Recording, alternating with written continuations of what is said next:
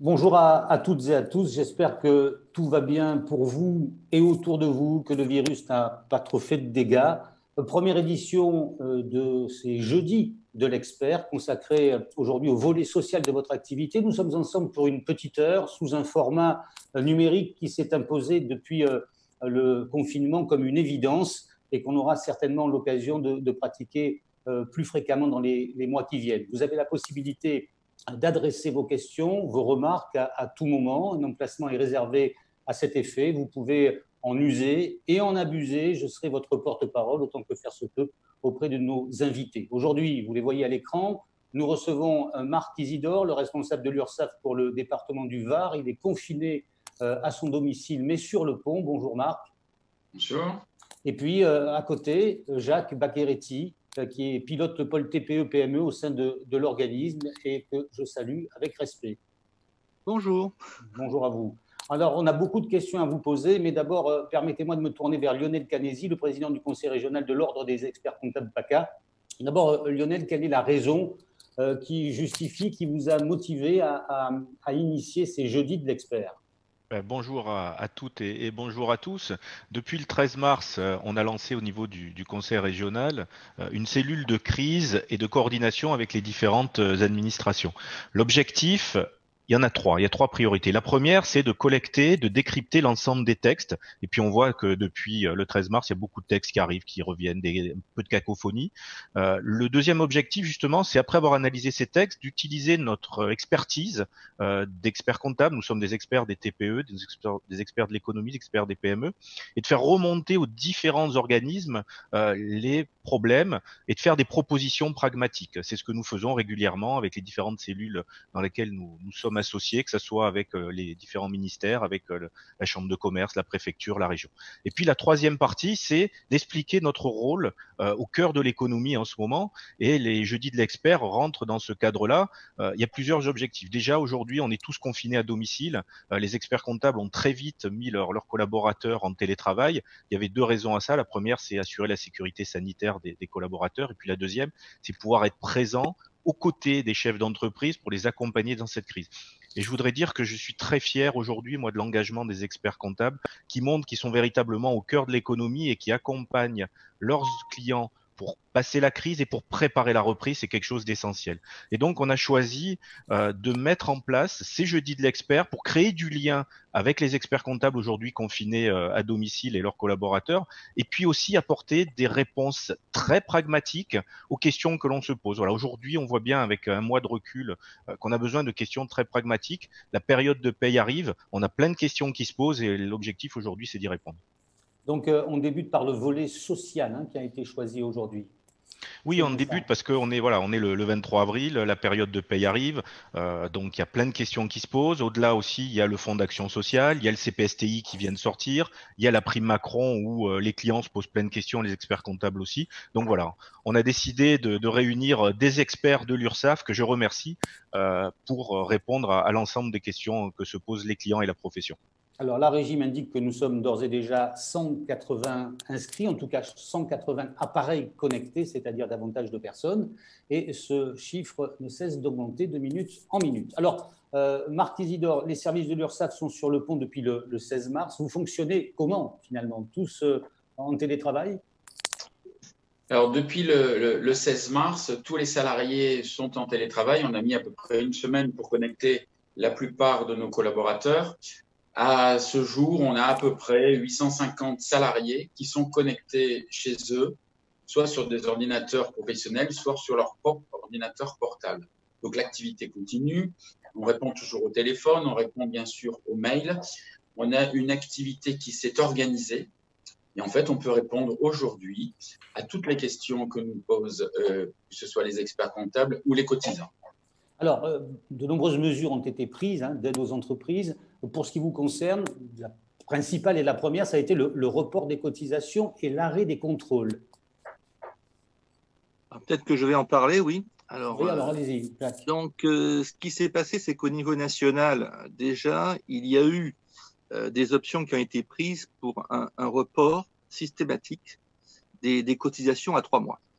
Donc, on a commencé à connaître ça pour l'échéance du 15 mars, puis après, ça a été celle du 5 avril, puis celle du 15 avril, on suppose que ça va se poursuivre, sans doute au mois de mai. Ça, c'est la première chose qui s'est produite. Évidemment, on a donné également l'occasion aux entreprises, selon d'ailleurs leur taille aussi, hein, parce qu'il fallait tenir compte des grandes entreprises, hein, et des très petites, de pouvoir donc payer ou pas, et éventuellement donc de bénéficier de ce report. Par contre, bien entendu, l'important était qu'on ait des déclarations, puisqu'il s'agissait à minima de faire la déclaration via la DSN. Évidemment, tout ceci se fait sans aucune majoration ni pénalité de retard. Alors, ce qu'il faut dire aussi à ce sujet, c'est par rapport au contrôle, c'est que les contrôles ont été interrompus. Les contrôles ont été interrompus et on verra quand ils reprendront, mais il n'y a pas d'avis d'échéance, d'avis de contrôle qui partent. Il n'y a pas non plus d'audition. La seule chose qui peut se produire, c'est que en matière de travail dissimulé, on va poursuivre éventuellement le recouvrement. Si jamais il y a des contrôles qui sont en cours, pour l'instant ils sont arrêtés, et donc il n'y aura pas de lettre d'observation à l'issue des contrôles, et on verra quand est-ce que tout ceci pourra se remettre. Et l'autre aspect, je dirais, de ce qu'on a fait, c'est qu'on a stoppé entièrement le recouvrement, qu'il soit amiable ou forcé. Il n'y a plus de recouvrement de la part de l'URSSAF. Donc les huissiers ne sont plus sollicités. C'est ça ? On a informé les huissiers de stopper les recouvrements, et de donc ne plus procéder à des actes tels que des significations, des commandements, des saisies d'attribution. Et ça représente un moins à encaisser qui se chiffre en millions pour l'URSSAF. Oui. Est-ce qu'on a une estimation au niveau régional ou national? Qu'est-ce que vous avez à... On a quelques chiffres au niveau régional. Par exemple, là, je les consulte, mais si on prend depuis le début de la crise, hein, c'est 180 000 établissements concernés par cette crise. Dans la région PACA. Voilà, pour la région sud. Hein. Donc, c'est 167 000 entreprises, c'est 244 000 salariés et c'est 960 millions d'impayés ou de non-paiement. De non-payés. D'accord. Et si on prend les employeurs, on est sur, donc en établissement sur la région sud, on est grosso modo sur un établissement sur deux, puisqu'on a 101 526 établissements qui sont en report donc de paiement des cotisations. Alors, donc 91 840 qui sont des TPE-PME. Alors, si on reprend les dispositifs, et on entre dans le détail, là, le Fonds de solidarité, Fonds d'action sociale et l'aide du CPSTI, les trois dispositifs majeurs. Rappel très rapide, si vous le voulez bien, des conditions d'obtention du Fonds de solidarité, qui est concerné et sous quelles conditions? Qui peut répondre? Oui, je peux répondre sur le Fonds de solidarité qui est donc versé, comme tout le monde le sait, par la DDFiP. Ce fonds donc, est versé aux entreprises qui ont fait un chiffre d'affaires de moins d'1 million d'euros avec un bénéfice de 60 000 euros. Et il faut avoir une activité qui a baissé. Alors, vous rappelez-vous, c'était 70%, c'est passé à 50%, ou avoir cessé totalement son activité. Et à ce moment-là, vous êtes éligible au Fonds de solidarité versé par la DDFiP. Le montant maximum est à 1 500 euros. Et on sait par les informations qui nous viennent de la DDFiP que le montant moyen est aux alentours de 1 300 euros pour la région PACA.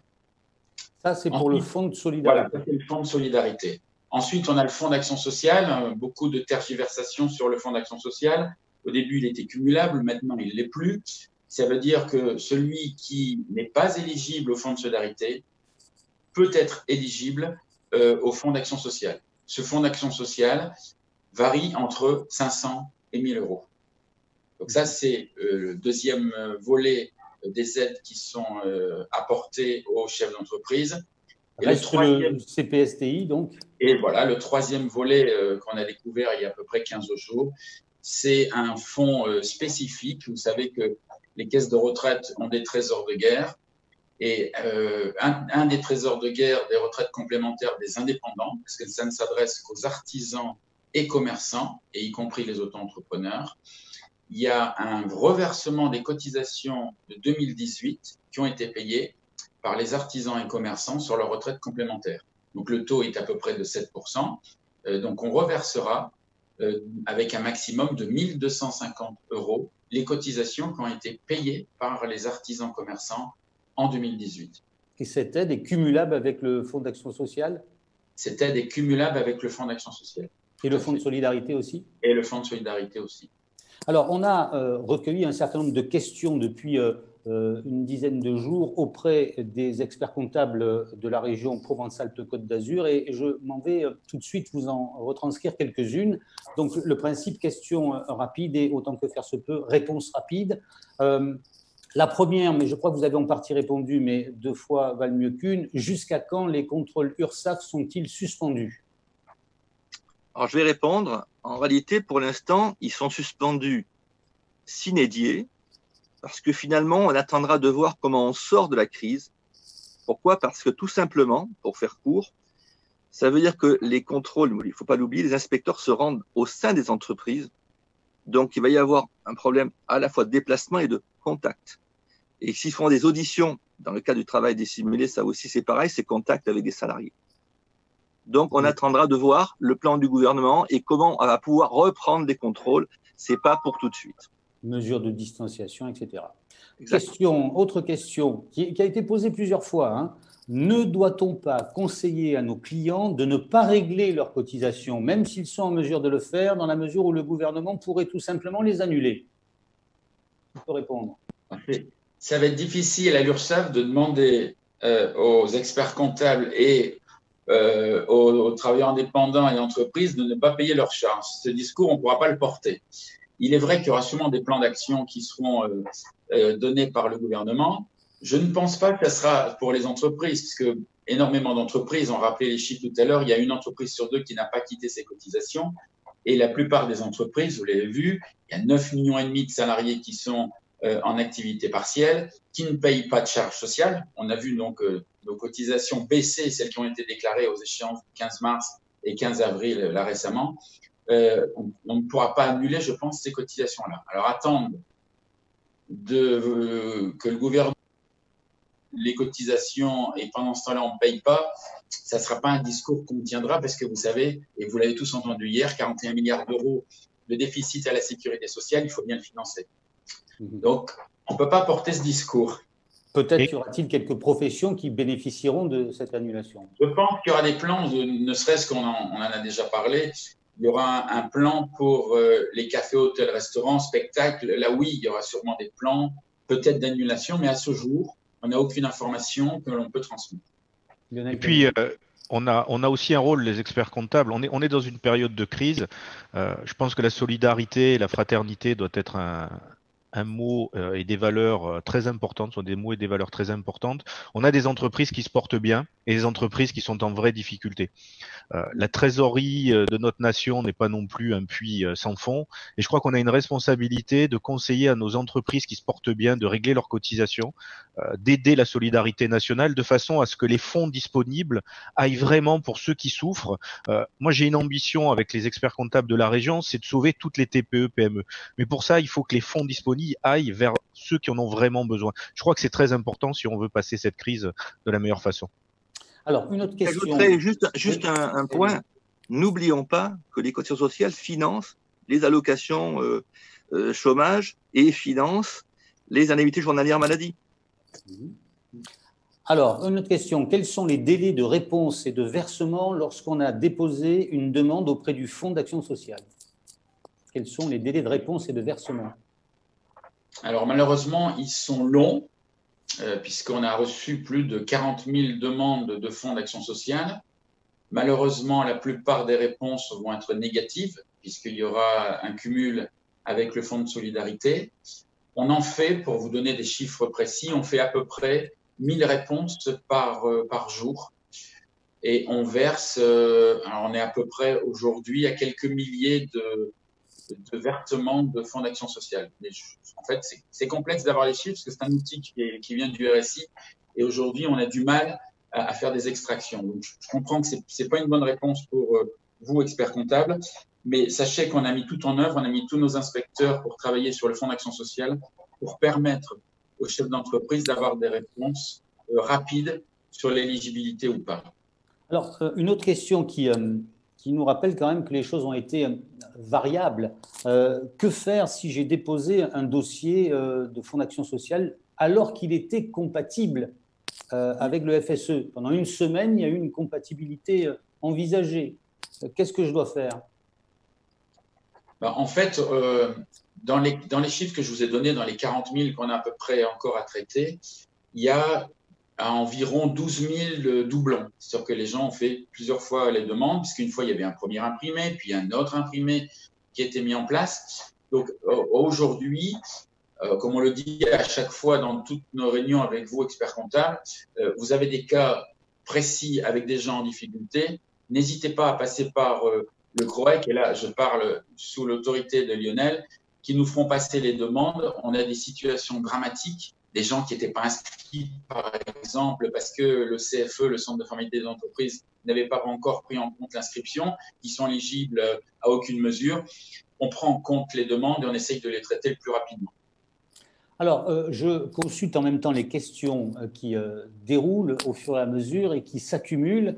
Alors, bien évidemment, il y en a certaines qui remercient, et ça n'est pas une question, le président Canesi de cette initiative, François Néron.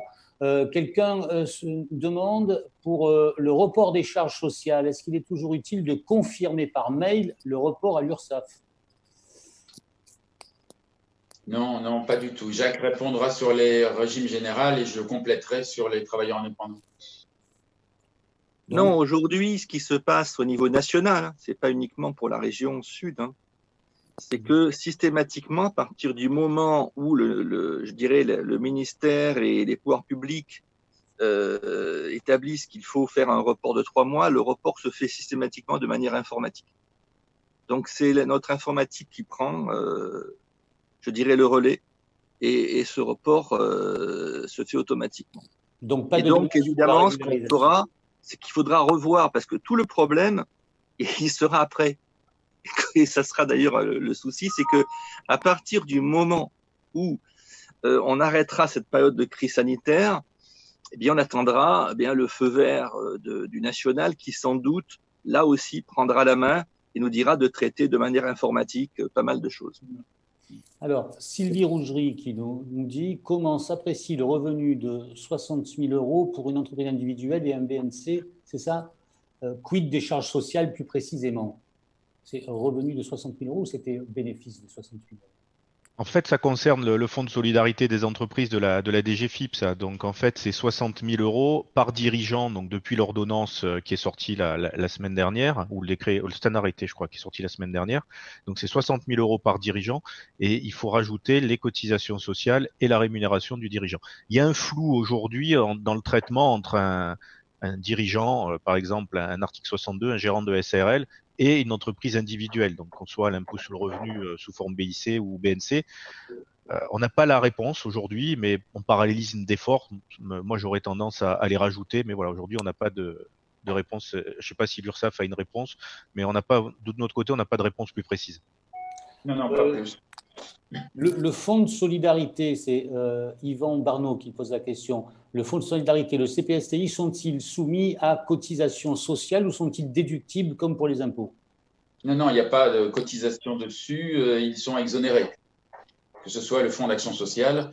D'ailleurs, je vous rappelle, le fonds d'action sociale, c'était l'aide que le RSI pouvait verser à une époque lorsqu'il y avait des catastrophes naturelles. Ces sommes-là, comme aujourd'hui, ne sont pas imposables ni soumises à cotisation. Le fonds de solidarité sera-t-il reconduit en avril? Non, le fonds de solidarité est versé qu'une seule fois. Donc, on peut faire la demande à tout moment si jamais on s'aperçoit qu'on n'est plus éligible au fonds de solidarité donc, versé par la DGFiP, mais on ne l'aura qu'une seule fois. Concernant l'aide maximale de 1 250 €, c'est Gilbert, sans autre précision, qui pose la question. Est-ce que cette aide est applicable aux professions libérales ou uniquement commerçants et artisans cotisant à la retraite ou SSI? Pas d'autres démarches en cours auprès des différentes caisses de retraite des professions libérales? Est-ce qu'à votre connaissance… Alors, à ma connaissance, non, pas de… Alors, il peut y avoir des démarches au niveau national. Regardez, il y a 15 jours, 3 semaines, on ne connaissait personne ne connaissait le versement des 1 250 € qui allait être fait par l'URSSAF. Donc, il pourrait y avoir, d'ici quelques temps, peut-être une aide pour les professions libérales qui ne sont pas éligibles au fonds spécifique des 1 250 €. Ce sont que les artisans et commerçants. Par contre, les professions libérales sont éligibles au fonds d'action sociale. Une question de David qui réclame des précisions sur les critères d'attribution du fonds d'action sociale. Visiblement, il y a encore quelques précisions attendues sur ce sujet-là, le fonds d'action sociale et les critères d'attribution. Alors, oui, c'est vrai qu'il a raison de poser la question parce qu'il y a eu plusieurs modifications. Il fallait aussi les 50 et 70%, rappelez-vous, pour le fonds de solidarité. À ce jour, il n'y a plus ces critères. Les seuls critères qu'il peut y avoir, c'est ne pas bénéficier du fonds de solidarité, être affilié avant le 1er janvier 2020 et d'être à jour de ses cotisations. Alors, quand on dit à jour de ses cotisations, si quelqu'un avait un délai en cours, il est à jour de ses cotisations. Et donc, on est bien sur une somme forfaitaire de 1 250 ou elle peut Non, ça varie. Alors, ça varie entre 30 € pour être précis et 1 250 €. C'est le remboursement de vos cotisations 2018 de retraite complémentaire. D'accord. Alors, une question qui échappe à ce qu'on est en train de dire tout de suite, elle concerne la déclaration de revenus 2020. Faut-il déclarer avant ou après la DIS 2019 ? Et ça, ce n'est pas en lien direct. C'est qui a posé cette question? C'est Lapierre qui a posé cette question. Moi, ce que je peux vous dire pour l'URSSAF, c'est qu'on a décalé la DSI jusqu'au 30 juin, parce que c'est une information qu'on a eue ce matin. On a décalé jusqu'au 30 juin, après les revenus, bien sûr, de 2019. Et je vous précise également, parce que il y a peut-être une autre question derrière, c'est que n'hésitez pas à faire pour vos clients, ce que vous connaissez très bien sont les revenus estimés, qui permettra de diminuer le montant des cotisations lorsque on reprendra le recouvrement des cotisations de l'année 2020. Donc, n'hésitez pas, par le biais des boîtes mail de vos clients ou les vôtres, de nous demander de refaire des revenus estimés et de recalculer les cotisations en fonction d'un revenu. Si jamais vous vous trompez, aucune importance, il n'y aura aucune pénalité parce que vous auriez mis, par exemple, un revenu à 0 alors qu'il y avait 15 000 € de bénéfices. Oui, Gabi, pour compléter, je pense que la question de Nathalie Lapierre, qui est une élue du conseil régional, c'est que le conseil régional, avec l'aide du député L'Aquila, donc l'ancien président, on a réussi à obtenir le report de la DSI auprès du gouvernement, puisque dans les reports de délai qu'on a eus, la DSI n'était pas reportée au 30 juin, tout le monde l'avait oublié. Et en fait, au niveau des déclarations d'impôt sur le revenu, il y a un report au 30 juin de la déclaration d'impôt sur le revenu dématérialisée si on a un revenu BIC, BA, BNC ou revenu foncier. Donc, peut se poser le cas d'un gérant majoritaire de SARL, par exemple, qui doit faire une DSI et qui a jusqu'au 30 juin pour le faire, mais qui par contre ne bénéficie pas du délai au 30 juin pour l'impôt sur le revenu. Il doit faire sa déclaration d'impôt sur le revenu au 12 juin. Donc, je pense que sa question était là et la réponse de Marc va dans le bon sens. Alors, une question très précise. Une société a déposé un dossier de liquidation judiciaire début mars. L'audience devait avoir lieu le 17. Compte tenu des mesures prises par le gouvernement, l'audience a été annulée. Est-ce que cette société peut prétendre à l'aide du Fonds d'action sociale? Je vais répondre. Déjà, faudrait quand même se mettre d'accord sur l'histoire du Fonds d'action sociale par rapport au Fonds de solidarité. Il semble qu'il y ait une confusion là. Parce que le Fonds d'action sociale, il concerne les travailleurs indépendants. Or là, on parle d'une société. Donc, il faudrait se mettre d'accord là-dessus. C'est que si on est sur une société de type personne morale, elle ne pourra pas prétendre au Fonds d'action sociale. Si on est par contre sur une société de type personne physique, eh bien entendu, à titre de, je dirais, l'activité de travailleur indépendant, eh bien, il y aura peut-être, en effet, possibilité de saisir le Fonds d'action sociale. Ça, c'est un premier point. Ensuite, un deuxième point, très court, c'est qu'il y a un décret qui est sorti le 16 avril 2020 qui est le décret 2020-433, qui a modifié un décret précédent, qui était celui du 30 mars de 2020-371, et on a changé un peu les modalités, puisque là, on est non plus sur des entreprises qui, auparavant, auraient déposé une déclaration de sortie de paiement, on est plutôt sur une entreprise qui ne se trouverait pas en liquidation judiciaire. Ça veut dire que si une entreprise ne se trouve pas en liquidation judiciaire, elle peut faire une demande à la DGFiP pour le fonds de solidarité. Beaucoup de questions sur l'écrêtement de la CSG. Quelle est la règle? La règle, je réponds aussi, c'est une règle qui est dans un article de Code de la Sécu, le L136. Et là, on est sur la CSG et la CRDS sont écrêtées si le prélèvement concernant les allocations, je dirais, d'activités partielles, éventuellement cumulées avec une rémunération d'activité complémentaire, aurait pour effet de réduire ce montant net de l'allocation en dessous du SMIC brut. D'accord. Lionel, c'est clair ou pas? Parce que c'est revenu à plusieurs reprises, cette question. Oui, parce qu'il y a eu des débats sur est-ce qu'il faut écrêter ou pas la CSG. Il y a eu des positions du gouvernement ou du ministère du Travail à un moment donné qui étaient contradictoires. Et c'est vrai qu'il y a un doute et la réponse de Jacques nous éclaire bien. Alors, pas mal de questions aussi qui reviennent sur la prime Macron qui a été modifiée. Quelles sont les nouvelles modalités de la prime Macron?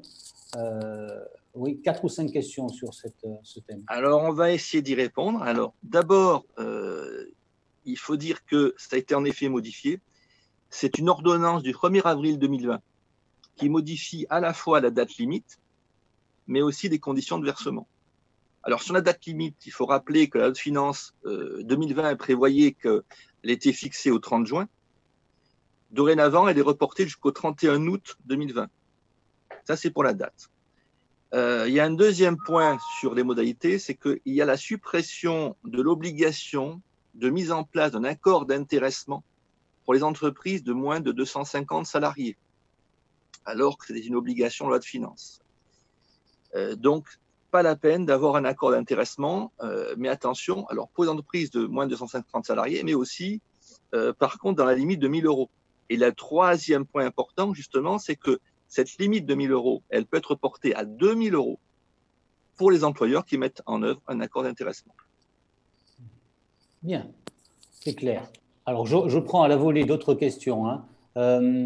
Toutes les aides, c'est Yvan Barneau, toutes les aides sont réservées à des personnes immatriculées avant le 1er mars 2020, mais pour celles, et notamment les coiffeuses, dont on aurait bien besoin en ce moment d'ailleurs, à part Lionel Canesi, mais pour celles qui se sont immatriculées entre le 1er mars et le 16 mars, date du confinement, ils n'ont pour certains pas pu ouvrir. Est-ce que le fonds de solidarité peut être demandé?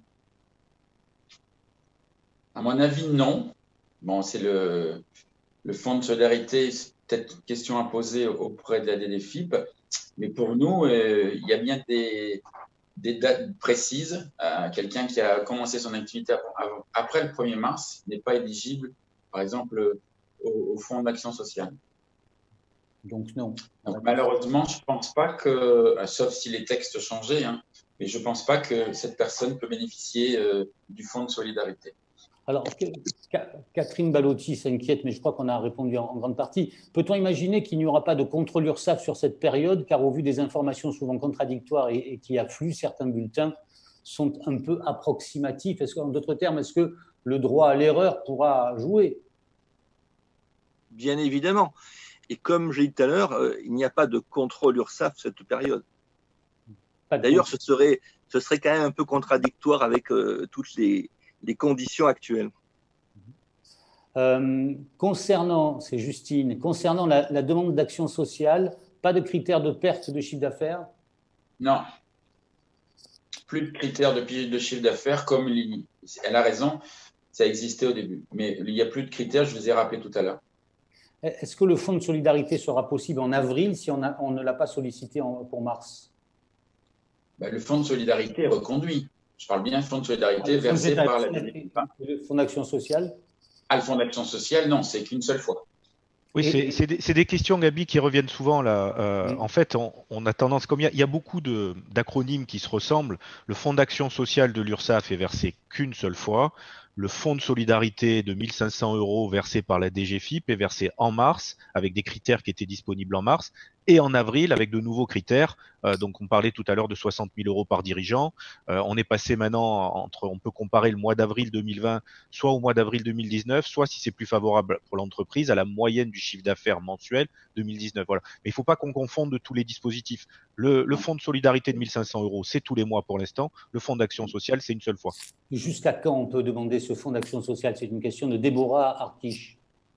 Il n'y a pas de limite. Pour nous, il n'y a aucune limite. Ce n'est pas comme auprès de la DDFiP. Et on rappelle aussi, Lionel le précisait, il y a 3 dispositifs et il y a aussi celui de la région, que je pense que vous connaissez tous, avec des obligations d'avoir un salarié et avoir un complément qui va de 2 000 à 5 000 €. Mais ça, je pense que l'information circule assez aisément.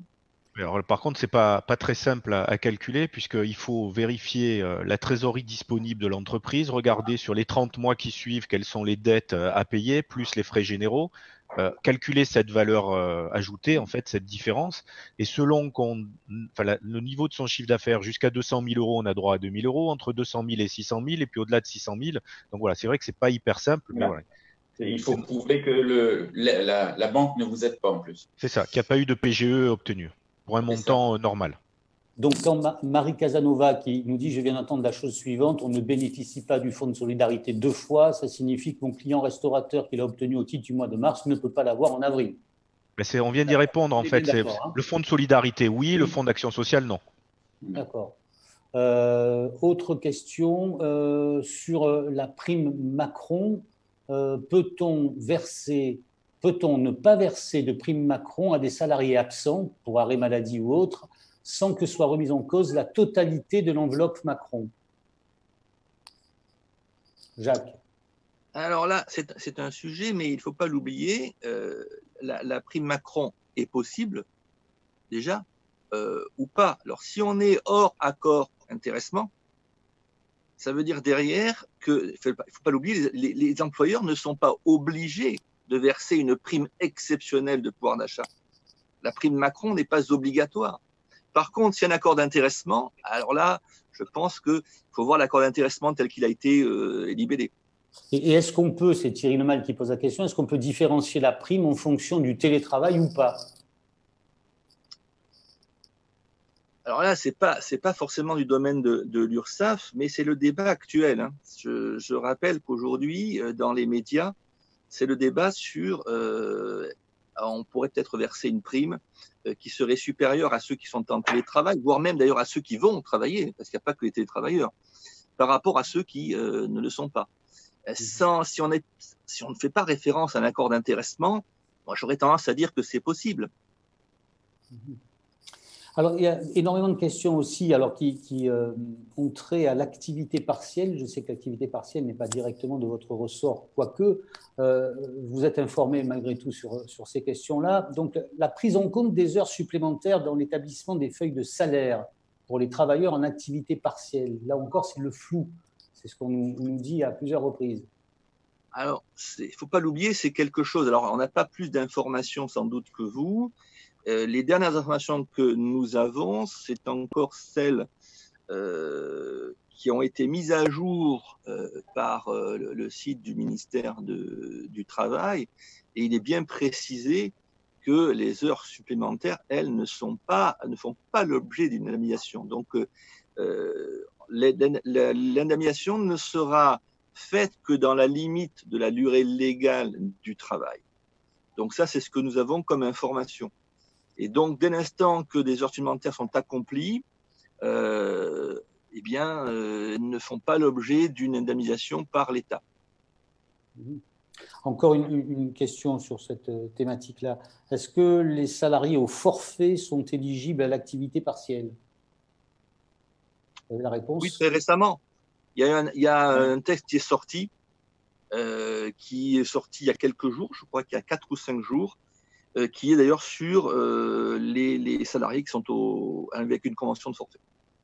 Et Gabi, il y a aussi une question complémentaire sur ce sujet qu'on se pose tous, avec des prises de position qui sont différentes à la fois du ministère du Travail, de la Directe et par rapport au droit du travail. C'est aussi que fait-on par rapport sur la base 35 heures ou 39 heures sur le calcul. Le HCR est en train d'essayer d'obtenir une position. Ben voilà, il faudrait qu'on ait un peu d'éclaircissement sur ce point-là. Pas d'infos à nous donner? Non, sauf si un texte sort aussi, puisque quand on va sur les sites, par exemple, on voit à un moment donné, sur le site du ministère du Travail, qu'ils attendent un décret d'application. Donc, peut-être que celui-ci, s'il sort, il va nous apporter des compléments d'information. Mais actuellement, on n'a pas plus d'informations que ça. Mais ce qui serait bien, c'est que le texte sorte avant la période de paye, parce que là, on a passé notre temps à faire et refaire les bulletins de salaire en mars, si on part pour faire la même chose. Donc voilà, par contre, ce qui est bien, je suis content d'avoir entendu qu'il n'y aura pas de contrôle sur cette période-là, parce que c'est juste hallucinant. On essaye de faire bien les choses, mais on peut pas faire, refaire, on envoie les DSN, encore refaire, enfin, nos équipes sont en train de devenir fous. Alors, autre question, comment est calculée l'indemnité des salariés VRP? Quel est le taux horaire des éléments de rémunération variable, entre parenthèses les commissions, les pourboires, les primes versées selon une périodicité qui n'est pas mensuelle? Est-ce que vous avez des éléments de réponse? Jacques? Non, pas à ma connaissance. Éventuellement, transmettez-nous la question, on essaiera d'y répondre. Concerne donc les indemnités des salariés VRP. Quel est le taux horaire des éléments de rémunération? Mais là encore, ce n'est pas forcément compétent sur ça. Oui, bien compris. Je vous retranscris simplement. Je suis sur la fac en même temps que Jacques répondait. Là, il y a une fac, vous savez, il y a 168 pages, elle est mise à jour régulièrement. La dernière date du 18 avril. La réponse est: les salariés payés à la commission sont-ils éligibles à l'activité partielle? Quid des VRP? Et la réponse est: l'ordonnance du 27 mars 2020 ouvre le bénéfice de l'activité partielle au VRP. Un décret suivra dans les prochains jours. Question précise de Patrick. Une entreprise ayant des capitaux propres négatifs au 31 décembre 2019, mais pour un faible montant, de façon exceptionnelle, est-elle considérée comme étant en difficulté et donc ne pouvant pas bénéficier du fonds de solidarité de 1 500 €? Je crois qu'on y a en partie répondu, c'est-à-dire que là, on est là aussi sur l'histoire des critères d'éligibilité au fonds de solidarité. Et c'était le décret du 16 avril qui a modifié le décret du 30 mars. Ça veut dire que le décret du 30 mars parlait des entreprises en difficulté et donc elle ne les rendait pas éligibles. Et le décret du 16 avril parle cette fois-ci d'entreprises qui ne se trouveraient pas en liquidation judiciaire. Donc ça veut dire que ça modifie les critères d'éligibilité. Est-ce que l'aide CPSTI de 1 250 € est subordonnée au dépôt d'un formulaire? Demande Isabelle Canta. Je crois qu'on l'a dit, mais on va le répéter. Oui. Aucune demande par formulaire. Le reversement se fera normalement vers fin avril et il sera automatisé. Le versement sera fait sur les comptes des travailleurs indépendants où on aura leur IBAN, enfin leur compte bancaire. Pour ceux qui n'auront pas de compte bancaire, on les contactera. Mais aujourd'hui, tout sera automatisé, aucune demande n'est à faire. Alors, Ghislaine Briand s'inquiète concernant la prime Macron. Pourrais-je avoir une confirmation? Si la prime a été versée en janvier, est-ce qu'il y a une obligation d'accord d'intéressement? Mais bon, il n'y a pas d'obligation d'accord d'intéressement, justement, à cause de la période de la crise sanitaire. Mais après, normalement, c'était jusqu'alors, il y avait une obligation d'accord d'intéressement. C'est-à-dire que, attention, pour les entreprises, il y avait la suppression de l'obligation de mise en place d'un accord d'intéressement, c'est pour les entreprises de moins de 250 salariés. Donc, en fait, il faut préciser la question. C'est que ça dépend de l'entreprise. Est-ce qu'elle avait plus de 250, moins de 250 puisque la condition initiale, c'était celle-là. Donc, en janvier, on était bien sur une condition qui était avant la crise. Alexandrini nous pose la question suivante. Je ne sais pas si vous pourrez y répondre, puisqu'elle s'adresse davantage aux services fiscaux. Pourriez-vous nous préciser les mesures évoquées par l'ordonnance du 22 avril concernant les contrôles fiscaux liés au FSE? Non, l'ordonnance est sortie ce matin. Enfin, moi, je n'ai pas d'informations plus que ça. Non, donc pas de...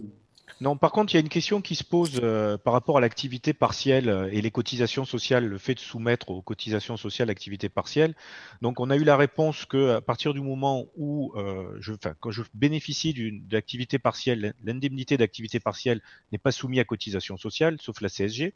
Quand un employeur décide de verser un complément par rapport aux 70%, donc pour par exemple maintenir le salaire, quel est le traitement de ce complément de salaire? Et puis il y a une deuxième façon de voir aussi, j'ai le salarié qui est en activité partielle, qui ne travaille pas du tout, qui est à la maison, l'employeur décide de compléter les 30% qui manquent. C'est une chose. Et puis après, on a un salarié qui est à la maison, qui travaille un petit peu, qui travaille par exemple 3 heures par jour, qui le reste du temps est en activité partielle. Donc, quel est le traitement aussi de ce complément de salaire? Alors, sans rentrer dans des détails techniques, il faut quand même rappeler qu'il y a eu un mailing important du JIP-MDS là, qui s'est passé hier, qui renvoie à des fiches sur DSN Info pour traiter l'activité partielle et tous les cas d'activité partielle. C'est-à-dire que je crois qu'il y a plus de 195 000 mails par exemple, qui sont partis. Et normalement, c'était fini hier à 18h. Donc, ça renvoie sur le site DSN Info, puisqu'ils ont mis à jour les fiches. Donc là, je vous renvoie à le consulter. Je n'ai pas pris connaissance de tout ça. C'était arrivé hier soir. Alors, une question d'Anne-Marie. Qu'en est-il du complément de salaire d'un apprenti en arrêt de travail pour une fracture qui a épuisé ses droits à complément de salaire pour en mars? Doit-il vraiment être complété comme en chômage? Il gagne alors plus que s'il n'y avait pas eu de crise Covid-19. Voilà. Je n'ai pas la réponse à cette question, qui d'ailleurs, encore une fois, ne relève pas de la compétence URSSAF, hein, mais non, éventuellement, je renverrai à la mise à jour des fiches, hein, puisqu'a priori, il y a tous les cas de figure qui devraient être là. Sinon, en effet, on va se trouver dans des compétences qui ne relèvent pas de l'URSSAF. Donc, on n'est pas allé chercher les réponses là-dessus. On pourra éventuellement faire une recherche et vous transmettez la question. Parfait. Alors, des questions aussi qui reviennent au tout début de notre interview concernant l'annulation possible des charges pour certaines professions. Quel est l'organisme qui va statuer sur ça? Comment ça va se passer au-delà des décisions de l'État? On parle de la commission des chefs de services financiers. Quel est le lien entre tout ça? Est-ce que vous pouvez nous éclairer? Bon, je peux. Alors, la commission des chefs des services financiers, c'est une commission qui examine les difficultés des entreprises lorsque ces entreprises ont de très nombreux créanciers, et donc derrière, ça serait les créanciers fiscaux et sociaux. Donc la CCSF, pour parler en abréviation, elle va examiner les demandes, mais elle ne va pas examiner les demandes d'annulation de charges. Cela se fait très rarement. C'est plutôt ce que disait Marc en tout début, c'est-à-dire qu'on est plutôt sur des longs délais, ce qu'on appelle des moratoires qui vont jusqu'à 36 mois, que sur des annulations. Sauf cas vraiment extrêmes, dans des cas particuliers de procédure collective et sous des conditions formelles qui sont très drastiques. Par contre, annulation de charges, ce n'est pas du domaine de l'URSSAF, ni même de notre caisse nationale, la COS, c'est du domaine de l'État. Ce qui veut dire que tous les articles de la sécurité sociale, elles sont plutôt dans, voilà, vous devez cotiser de telle et telle manière. Donc, s'il y avait une annulation de charges, il faudrait que ce soit les pouvoirs publics qui sortent un texte et qui modifient d'ailleurs le code de la sécurité sociale. Question très intéressante d'Isabelle qui dit: que sera-t-il fait pour les saisonniers qui ouvrent en mai ou juin? Là aussi, je ne suis pas sûr que ça relève de l'URSSAF.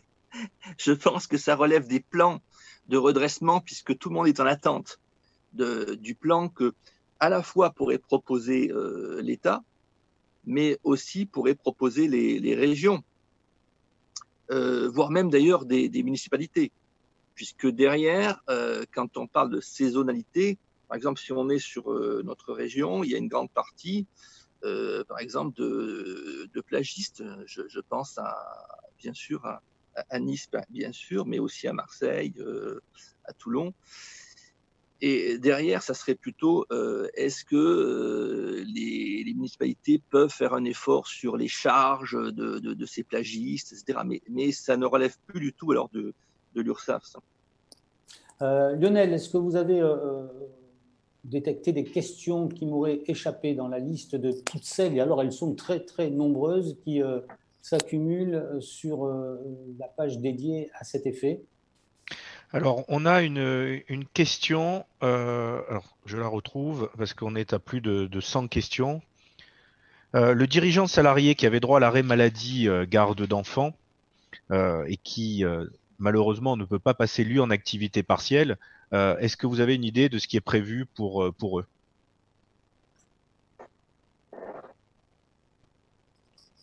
Alors, je pense pas qu'il y ait grand-chose. Il y a le fonds de solidarité pour l'employeur.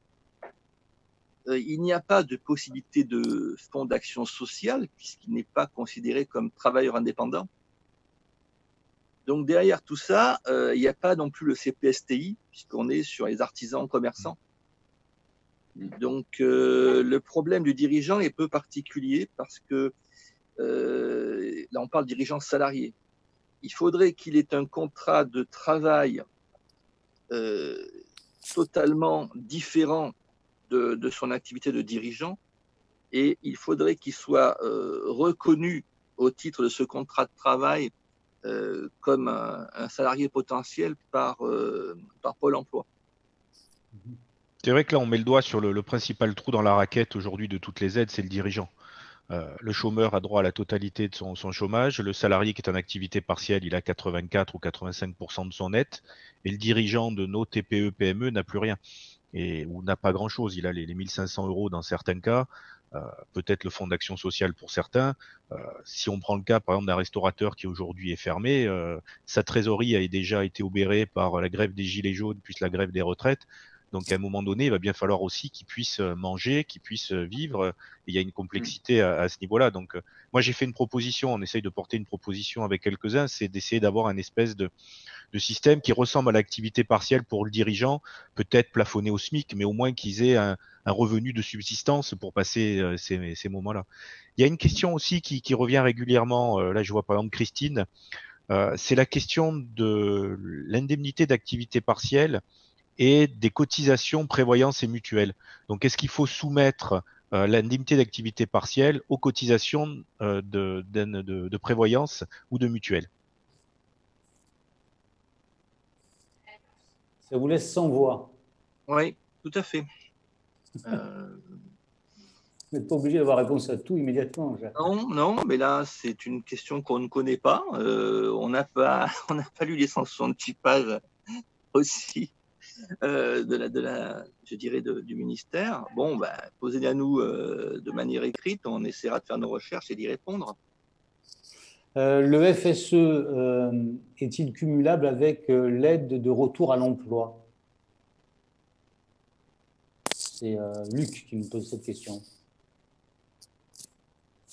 Mais là, on ne va pas pouvoir y répondre, puisque là, c'est encore hors compétence URSSAF. D'accord. Ginette qui dit « Excusez-moi, où est-ce que je peux trouver les fiches info URSSAF dont vous avez parlé, s'il vous plaît ?» Alors, les fiches info, c'est dans le DSN Info et activité partielle. Ça veut dire que ce qu'on a reçu… Attendez, je vais vous dire… Je vais consulter ce qu'on a reçu. Alors… Sébastien, lui, nous dit justement de DSN Info, question sur le maintien du salaire à 100% par l'employeur, sauf erreur, pas d'infos claires sur DSN Info, sur les charges sociales, sur le complément de 30%. Alors, ce qu'on a reçu, c'était un mail qu'a adressé le JPMDS, donc déjà, donc il y avait 193 238 mails. Merci. Et derrière, il y a des liens. Alors, consultez les règles de juxtaposition activité partielle. mais accéder aux consignes précises pour déclarer l'activité partielle en DSN. Donc là, on est sur, si je clique dessus, on est sur, par exemple, information sur la DSN, les éléments clés sur l'activité partielle en DSN, avec une fiche qui concerne à déclarer la CSG et la RDS en période d'activité partielle, c'est la fiche 2291. Ensuite, on est sur une activité durée d'absence rémunérée, non rémunérée, la fiche 825, etc., etc.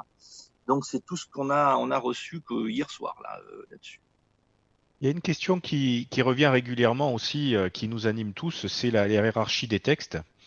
On voit aujourd'hui qu'on a le droit, on a des décrets, on a des arrêtés, on a des ordonnances, et puis on a les fameuses questions-réponses qui sortent des différents organismes. Pour vous, quelle est la valeur juridique de ces questions-réponses par rapport au droit, quelque part, de hiérarchie supérieure? Là, je vais encore essayer d'y répondre, mais je vais mettre quand même pas mal de précautions dans ma réponse parce que aujourd'hui, qu'est-ce qu'il existe? Il existe en effet des textes officiels qui, eux, bien sûr, ont une valeur juridique évidente. Et puis, il existe un principe, un dispositif bien connu qui est le rescrit social ou le rescrit fiscal. Ça veut dire qu'à partir du moment où vous adressez un rescrit social ou un rescrit fiscal à une administration, eh bien, la réponse de l'administration l'engage. Aujourd'hui, la fac question-réponse, pour ma part, puisque je suis un ancien juriste, ça me paraît avoir une valeur juridique faible. Mais derrière, on n'a pas suffisamment, pardonnez-moi ce que je vais dire, mais on n'a pas suffisamment de jurisprudence sur la question pour confirmer la valeur juridique de ces facs. Parce qu'en réalité, dès l'instant qu'elles sont sorties, qu'elles sont disponibles, qu'elles sont consultables, il est logique qu'on puisse s'appuyer dessus. Parce que sinon, à quoi ça servirait?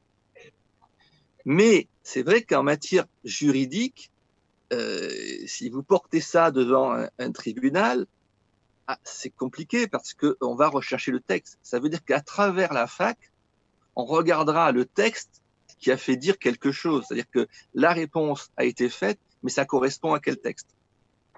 Donc pour moi, c'est pour ça que je disais que je prends les précautions. C'est pas un texte juridique, hein, une foire aux questions. Ouais, par contre, quand même, hein, ça peut être une interprétation ou plutôt une vulgarisation de textes juridiques. Bien, au sens noble du mot, vulgus, le plus grand nombre. Alors, je pose la question de Justine. Je dois à la vérité de dire que je ne la comprends pas par totale ignorance. Une ordonnance est sortie hier. Elle précise que les heures structurelles sont indemnisées. Que devons-nous faire? Vous ne le savez pas, donc. C'est pas pour vous. Oui et non. C'est-à-dire que ce qu'il faut bien comprendre, c'est que l'ordonnance qui est sortie hier, on n'a pas pris connaissance. C'est-à-dire que il faut bien comprendre la manière dont nous fonctionnons, même si ce n'est pas la compétence URSSAF. Tous les textes qui sortent sont normalement digérés par la Caisse nationale, qui a un service juridique assez développé, pour être ensuite transférés vers les caisses de base. Moi, je n'ai pas connaissance de l'ordonnance qui est sortie hier, par exemple.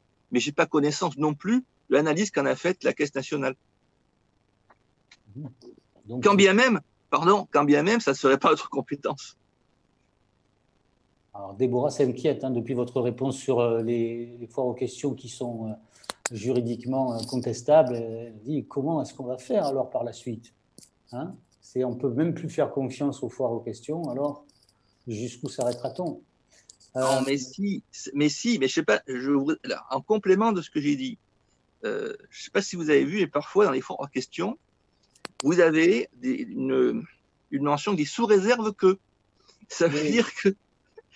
Et ça, personnellement, voilà, c'est. Voilà. Et voilà, exactement. Mais sauf que dans cette période, nous, on a besoin de textes clairs parce qu'on est pris. Mais en nous fait, aussi. Voilà, on a la même problématique parce qu'on est pris quelque part entre la cacophonie des prises de parole gouvernementales, des fois un tweet, des fois on apprend des textes ou des mesures par des tweets. Nos clients qui prennent ça, c'est normal comme argent comptant, et puis on est dans une période de crise, donc il y a l'aspect psychologique qui est encore plus fort qu'avant. et on est au milieu, comme ça, un peu écartelé. Donc on fait la course. Moi, je vois tous les matins, je regarde les FAQ. Des fois, on a des FAQ qui sortent un jour qui contredisent celles de la veille. Enfin, et c'est vrai qu'on a besoin de clarté, et l'URSSAF aussi, les impôts aussi. Enfin, plus c'est clair, plus on arrivera à appliquer. C'est là aussi où, en tant qu'expert comptable, on a un rôle majeur, c'est celui de décrypter ces problématiques et de faire remonter très vite, parce que c'est pas acceptable pour tout le monde. On est vraiment dans une période de crise, et il faut qu'on aille, comme on le dit à Marseille, droit au but. Alors, je vous rassure, certains postes font preuve d'une grande indulgence. L'inénarrable Patou nous dit ordonnance à peine parue hier, il faut le temps de la digestion. Vous voyez, comme quoi, même en période de confinement, on garde le sens de l'humour chez les experts comptables. Écoutez, pour l'instant, on en est à plus de 103 questions. Je suis désolé si on n'a pas toutes fait remonter, mais on en a fait beaucoup remonter. Lionel, on en est à 56 minutes de visioconf, je ne sais pas comment on appelle ça aujourd'hui. Qu'est-ce qui ressort de tout ça au fond? Et après, je demanderai à nos amis aussi de nous donner un mot de conclusion. Ce qui ressort de tout ça, c'est qu'aujourd'hui, la profession, pour pouvoir accompagner et conseiller au mieux ses clients, a besoin de clarté. C'est ce que je disais tout à l'heure. Et c'est important qu'on organise ces jeudis de l'expert. Donc, on le fera tous les jeudis avec de véritables spécialistes. On le voit aujourd'hui avec nos amis de l'URSSAF pour pouvoir répondre aux questions très pratiques qu'on se pose dans nos cabinets. Parce qu'aujourd'hui, on a une seule ambition, c'est sauver toutes les TPE, PME et montrer que les experts comptables sont là pour servir et être utiles à l'économie. Jacques et Marc, un mot de conclusion, l'un et l'autre. Marc, vas-y. Oui, je confirme ce que disait Lionel. Sachez aussi qu'après, parce qu'on n'a pas évoqué, mais le après, l'URSSAF est un partenaire des experts comptables depuis des décennies. Donc, ce qui veut dire que vous serez accompagné. On ne va pas, dès le 11 mai ou le 11 juin, faire sortir nos inspecteurs pour aller contrôler. On ne va pas assigner à tour de bras les entreprises, bien au contraire. On accompagnera toutes les TPE, PME et on est bien conscient, on le répète régulièrement, on est bien conscient des difficultés que vivent certaines catégories. On a évoqué tout à l'heure les cafés, hôtels, restaurants. Je peux vous assurer qu'on mettra tout en œuvre pour accompagner la reprise et accorder des délais très longs. On parle, nous, en interne, de 12 mois, 24 mois, 36 mois sans passer par la CCSF. Il est bien important de continuer à porter les entreprises et d'être le partenaire des experts comptables, comme on l'est depuis des années. Merci mille fois. Jacques, quelque chose de plus à ajouter? Peu de choses. En réalité, ce qu'il faut bien comprendre, en effet, nous sommes dans le même bateau. Bien sûr qu'on est en partenariat avec les experts comptables. Et bien entendu, moi, je souscris entièrement à ce qu'a dit Lionel, c'est-à-dire qu'on a besoin de textes précis qui ne seraient pas sujets à interprétation. Et on a aussi besoin de textes pérennes, pas qu'un texte vienne modifier un texte précédent sorti une semaine avant. Parce que derrière, ça ne peut provoquer que du cafouillage. Donc, j'ai bon espoir qu'on y parvienne. Les circonstances sont un peu particulières. Hein. Oui, j'ai bien l'espoir qu'on y parvienne finalement. Bien. Merci mille fois. Ce rendez-vous a permis de réunir dans un pic de fréquentation plus de 200 experts comptables de la région, enfin en tout cas 200 appareils connectés, ce qui peut sous-entendre beaucoup plus de participants. Mille fois merci à vous tous. Lionel Canesi, d'ores et déjà, est-ce qu'un autre rendez-vous est prévu? Est-ce que notre thème, en tout cas, est à l'ordre du jour? Jeudi prochain, on va essayer d'évoquer le prêt garanti par l'État et les aides de la région, donc les nombreux prêts qui sont mis en place, le prêt rebond, le prêt tourisme, voilà, donc le prêt Covid résistance aussi qui est en train de se mettre en place. Donc voilà, l'objectif aussi, c'est d'essayer de guider les professionnels pour qu'ils accompagnent leurs clients sur l'ensemble des prêts qui ont été mis en place, et il y en a beaucoup.